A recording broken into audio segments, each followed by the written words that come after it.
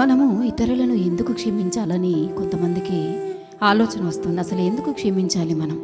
మన పట్ల వాళ్ళు తప్పు చేశారు, మనల్ని వ్యతిరేకంగా మాట్లాడారు, మనం ఎందుకు క్షమించాలి అన్న ఆలోచన నీకు వచ్చినప్పుడు దేవాతి దేవుడు నీతో మాట్లాడుతున్నాడు.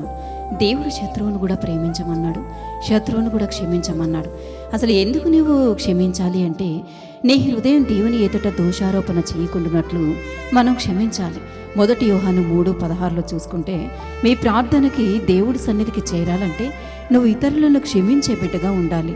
నీవు దేవుణ్ణి ప్రేమిస్తున్నావని రుజువు అవ్వడానికి ఇతరులను నువ్వు క్షమించాలి. 1 యోహాను 4:19-21 చూసుకుంటే, నువ్వు ఏ విధంగా దేవుడి మాట వింటున్నావు అని రుజువు అవ్వడానికి ఇతరులను ఖచ్చితంగా నువ్వు క్షమించేవాడవై ఉండాలి.